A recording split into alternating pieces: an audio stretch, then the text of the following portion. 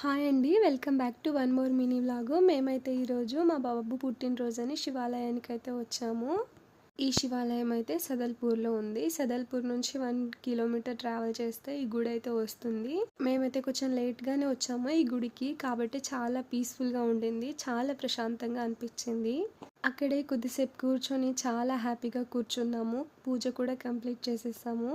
కనిపిస్తుంది కదా, ఈ నంది దగ్గర కింది నుంచి దాటితే చాలా మంచి జరుగుతుంది అని అంటూ ఉంటారు. ఇక్కడ శివాలయమే కాకుండా పక్కనే ఎల్లమ్మ తల్లి ఆలయం కూడా ఉంటుంది.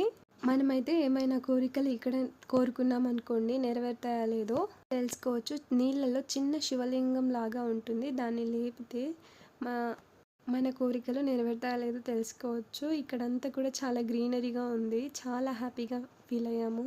ఇదైతే శివుని ఆలయము, ఇంకొక వైపు ఎల్లమ్మ తల్లి ఆలయం ఉంటుంది. ఇదేమో ఎల్లమ్మ తల్లి ఆలయము. మా బాబు అయితే చాలా హ్యాపీగా ఫీల్ అయ్యాడు. ఇక్కడైతే 1 ఇయర్కి ఒకసారి జాతర కూడా జరుగుతుంది, 7 రోజులు ఉంటుంది.